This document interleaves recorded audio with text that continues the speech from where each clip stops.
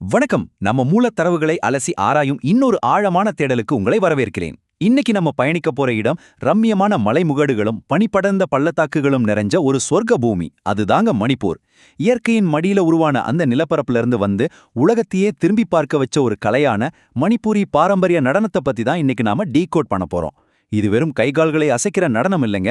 ஆழமான பக்தியும் ஆன்மீகமும் நேர்த்தியும் கலந்த ஒரு உணர்வுபூர்வமான பயணம். ஒரு உள்ளூர் திருவிழா கொண்டாட்டம் எப்படி நாடே போற்றும் ஒரு செவ்வியல் கலையா மாறுச்சுன்னு நம்ம தரவுகள் ரொம்ப தெளிவா பதிவு செஞ்சிருக்கு. வாங்க, மணிப்பூரின் பசுமையான பள்ளத்தாக்குகள்ல இருந்து தொடங்கும் இந்த சுவாரஸ்யமான பயணத்துக்குள்ள போகலாம். சரி, இன்னைக்கு இந்த பகுப்பாய்வுல நாம எப்படி பயணிக்க போறோம்னு ஒரு சின்ன அவுட்லைன் சொல்லிடுறேன். முதல்ல இதோட தோற்றம் மற்றும் புராண வேர்கள், அடுத்து அரசு ஆதரவு மற்றும் மறுமலர்ச்சி, அதுக்கப்புறம் இதோட தனித்துவமான நிலைகள் மற்றும் சிறப்பம்சங்கள், அப்புறம் கருப்பொருள்கள் மற்றும் இசைக்கருவிகள், தொடர்புடைய கலைகள் மற்றும் தாக்கங்கள், இறுதியா இந்த கலையை வளர்த்த புகழ்பெற்ற கலைஞர்கள். இதான் நம்ம அஜெண்டா. பகுதி 1. தோற்றம் மற்றும் புராண வேர்கள். மணிப்பூரி நடனத்தோட புராண கால தோற்றம் கேட்கவே ரொம்ப ஆச்சரியமா இருக்கும். நம்ம தரவுகள் படி மணிப்பூரோட அழகிய பள்ளத்தாக்குகள்ல சிவனும் பார்வதியும் அங்க இருக்கிற உள்ளூர் கந்தர்வர்கள் கூட சேர்ந்து ஆடிய ஒரு தெய்வீக வானுலக நடனம் தான் இந்த கலையோட தொடக்கம்னு நம்பப்படுது. கந்தர்வர்கள்னா அவங்களுக்கு தெரிஞ்சிருக்கும். அவங்க வானுலகத்தோட சிறந்த இசைக்கலைஞர்கள். அவங்களோட சேர்ந்து சிவனும் பார்வதியும் ஆடினாங்க அப்படிங்கிற இந்த கதை இந்த நடனத்துல எந்த அளவுக்கு ஒரு ஆன்மீகத்தன்மை ஊடுருவி இருக்குன்னு நமக்கு உணர்த்துது. எந்த ஒரு கலையும் அது தோன்றின மண்ணோட பிணைஞ்சிருக்குங்கிறதுக்கு இது ஒரு அற்புதமான எடுத்துக்காட்டு. இப்போ புராணத்திலிருந்து கொஞ்சம் வரலாற்று பக்கம் வந்தோம்னா, இது மணிப்பூரோட மெய்தை சமூக மக்கள் கொண்டாடும் லை ஹரோபா அப்படிங்கிற பழங்கால திருவிழாவிலிருந்து தொடங்குது. லை ஹரோபானா தெய்வங்களின் மகிழ்ச்சியான நடனம் அப்படின்னு அர்த்தம்.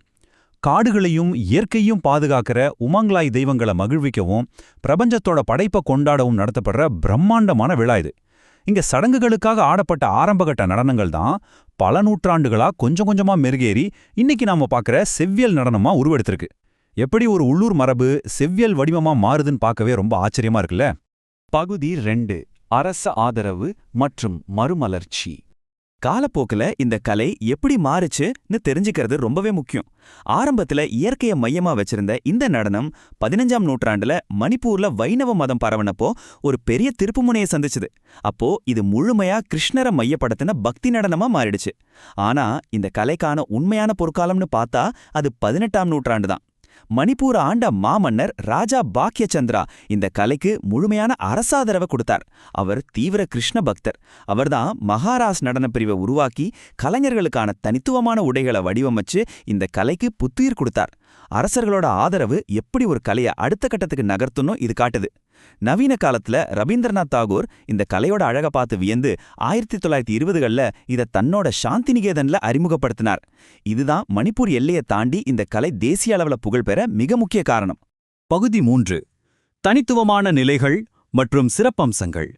மணிப்பூரி நடன கலைஞர்களோட உடைகளை நீங்க கவனிச்சிங்கன்னா மற்ற இந்திய பாரம்பரிய நடனங்களை விட இது ரொம்பவே வித்தியாசமானதாகவும் தனித்துவமானதாகவும் இருக்கும். பெண்கள் ஆடும்போது போட்லோய் அப்படிங்கிற உருளை வடிவமான கொஞ்சம் விரைப்பான நிறைய வேலைப்பாடுகள் செஞ்ச நீண்ட பாவாடையை அணிவாங்க. பார்க்கறதுக்கு கலைஞர்கள் அப்படியே காத்துல மிதந்து வர்ற மாதிரி ஒரு மாயாஜால தோற்றத்தை இது கொடுக்கும். அது மட்டும் இல்லாம முகத்துல ஒரு மெல்லிய முக்காடு போட்டிருப்பாங்க. யாவோஷாங் மாதிரியான வசந்த கால விழாக்கள்ல இதே ஆடை அமைப்போட ரொம்ப பக்தியா ஆடுவாங்க.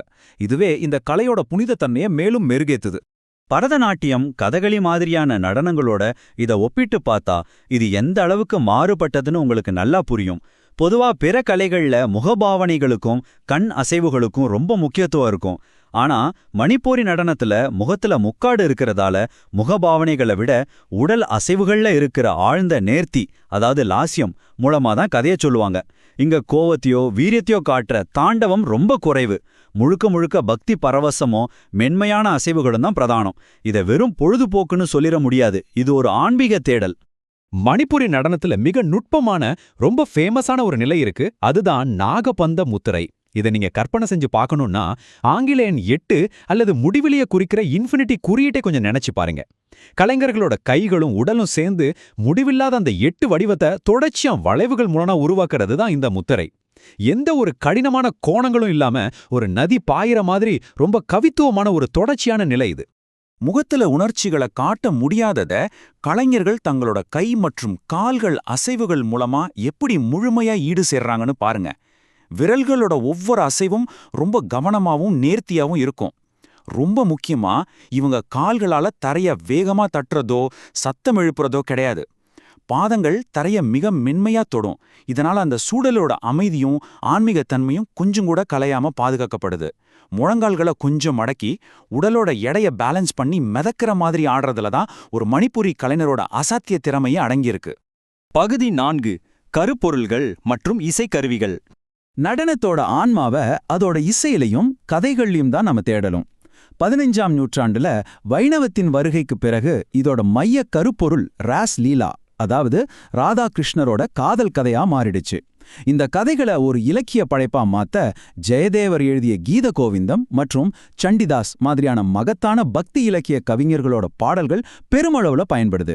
இந்த பாடல்களுக்கு துணையா புங் அப்படிங்கிற முரசு, புல்லாங்குழல், கருத்தாள்னு சொல்ற மர கைத்தாளங்கள்லாம் சேர்ந்து ஆத்மார்த்தமான ஒரு இசை பின்னணியை உருவாக்குது. ஒட்டுமொத்த இசைக்கருவிகள்லையும் இந்த புங் முரசுக்குன்னு ஒரு தனி இடம் உண்டு. சொல்லப்போனா இதுதான் மணிப்புரி நடனத்தோட இதய துடிப்பு. புங் சோலோம் அப்படின்னு ஒரு தனித்துவமான நடன முறையே இருக்குங்க. அதுல ஆண் கலைஞர்கள் கழுத்துல இந்த முரசை மாட்டிக்கிட்டு ரொம்ப வேகமா வாசிச்சுக்கிட்டே அந்தரத்துல குதிச்சு சுழன்று ஆக்ரோபாட்டிக் சாகச நடனம் ஆடுவாங்க. ரொம்ப சாஃப்டான இந்த கலைக்குள்ள இருக்கிற வீரியத்தையும் தாள கட்டுப்பாட்டையும் ஒரே நேரத்துல வெளிப்படுத்துற அற்புதமான நிகழ்வு இது. பகுதி 5 தொடர்புடைய கலைகள் மற்றும் தாக்கங்கள். எந்த ஒரு மாபெரும் கலையும் தனித்து வளரதில்லை இல்லையா?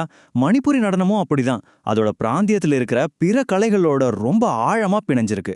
உதாரணத்துக்கு தாங்டா, இது மணிப்பூரோட பாரம்பரிய தற்காப்பு கலை. தாங்குனா வாள், டானா ஈட்டி. இந்த வாள் மற்றும் ஈட்டிகளை கொண்டு செய்யப்படுற வீரஞ்செறிந்த அசைவுகள் தான் மணிப்புரி நடனத்தோட பல வீரியமான பகுதிகளுக்கு அடிப்படை. இன்னொரு பக்கம் சங்கீர்த்தனா, இது வைணவர்களால நிகழ்த்தப்படுற சடங்கு ரீதியான பாடல் மற்றும் முரசு இசைக்கிற ஒரு பக்தி வடிவம். இதோட கலாச்சார முக்கியத்துவத்தை பார்த்துட்டு யுனெஸ்கோ 2013ஆம் ஆண்டுல இது அவங்களோட பண்பாட்டு மரபு பட்டியல்ல சேர்த்திருக்காங்க. இது ரெண்டும் மணிப்புரி கலையோட ஒரு பிரிக்க முடியாத அங்கமா இருக்கு. பகுதி 6 புகழ்பெற்ற கலைஞர்கள் மற்றும் ஆதரவாளர்கள். பல நூற்றாண்டுகளா கோவில்கள்லையும் உள்ளூர் திருவிழாக்கள்லையும் முடங்கி கிடந்த இந்த கலைய நவீன காலத்துல உலக மேடைகளுக்கு கொண்டு போன பெருமை சில குறிப்பிட்ட கலைஞர்களுக்கே சேரும். குறிப்பா நயனா, ஸ்வேர்னா, ரஞ்சனா மற்றும் தர்ஷனா ஆகிய ஜவேரி சகோதரிகள், அப்புறம் அவங்களோட குருவான பிபின் சிங்கா. இவங்க தான் இந்த கலைக்கான உலகளாவிய பார்வையாளர்களை உருவாக்குன மிக சிறந்த தூதர்கள். தங்களோட வாழ்நாளையே அர்ப்பணிச்சு இந்த கலையோட நுட்பங்களை உலகத்துக்கு கொண்டு போன பெருமை இவங்களையே சேரும். தற்போதைய காலகட்டத்துல இந்த கலையை தொடர்ந்து உயிர்ப்போட வச்சிருக்க முன்னோடி கலைஞர்கள்ல ஒருவர் தான் பிம்பாவதி தேவி. இவர் வெறும் நடனக் கலைஞர் மட்டும் இல்லைங்க, நடனத்துக்கு அடிப்படையான புங் முரசு வாசிக்கிறதுலயும் வீரம் சரிந்த தாங்டா தற்காப்பு கலையிலும் ரொம்ப நிபுணத்துவம் பெற்றவர். ஒரு கலைஞர் எப்படி பல தொடர்புடைய கலைகளை தனக்குள்ள ஒருங்கிணைச்சு ஒரு முழுமையான கலைப்படைப்பை வழங்க முடியும் அப்படிங்கிறதுக்கு பிம்பாவதி தேவி ஒரு மிகச்சிறந்த உதாரணம். கலையின் மேல இவருக்கு இருக்கிற அசைக்க முடியாத ஈடுபாட்டிற்காக மேற்கு வங்க மாநில அகாடமியிடமிருந்து மிக உயரிய நந்திதா கிருபாலினி விருது இவருக்கு வழங்கப்பட்டிருக்கு. ஒரு கலைஞருக்கு கிடைக்கிற மிக உயர்ந்த அங்கீகாரங்கள்ல இதுவும் ஒண்ணு. அது மட்டுமில்லாம இந்திய அரசின் கலாச்சார அமைச்சகத்தோட சேர்ந்து இளைஞர்கள் மத்தியில இந்த கலை பற்றிய விழிப்புணர்வை ஏற்படுத்த பல மறுமலர்ச்சி பணிகளையும் பயிற்சி பட்டறைகளையும் இவர் தொடர்ந்து ரொம்ப தீவிரமா செஞ்சுட்டு வர்றாரு. இப்படிப்பட்ட கலைஞர்களால தான் கலை அடுத்த தலைமுறைக்கு கடத்தப்படுது. இது எவ்வளவு சுவாரஸ்யமான பயணம் பாருங்க. லாய் ஹரோபா திருவிழாவில் தொடங்கி சிவனும் பார்வதியும் ஆடியதா கருதப்பட்டு அப்புறம் வைணவத்தால் கிருஷ்ண பக்தியா உருமாறி மாமன்னர் பாக்கிய சந்திராவால் மறுமலர்ச்சி பெற்று ரவீந்திரநாத் தாகூரால் அடையாளம் காணப்பட்டு இன்னைக்கு யுனெஸ்கோ வரைக்கும் அங்கீகாரம் பெற்ற ஒரு மாபெரும் கலைதான் மணிப்புரி நடனம். இப்போ உங்ககிட்ட ஒரு கேள்வி. பண்டைய பிராந்திய மரபுகள் எப்படி பல நூற்றாண்டுகளா இந்த மாதிரி தொடர்ச்சியான தழுவல்கள் மூலமாவும் தங்களோட வாழ்நாளையே அர்ப்பணிச்ச கலைஞர்களோட ஈடுபாட்டாலையும் தங்களை உயிர்ப்போட வச்சிக்க முடியும்னு நினைக்கிறீங்க? நம்ம கலாச்சார மரபுகளை பாதுகாக்கிறோட வலிமை இதுல தான் இருக்கு. இந்த ஆழமான பகுப்பாய்வு உங்களுக்கு ரொம்பவே பயனுள்ளதாகவும் சுவாரஸ்யமாகவும் இருந்திருக்கும்னு நம்புறேன். மீண்டும் இதே மாதிரி ஒரு சிறப்பான தேடலோட சந்திப்போம். அதுவரைக்கும் தொடர்ந்து கற்கவும் கலையை ரசிக்கவும் தவறாதீர்கள்.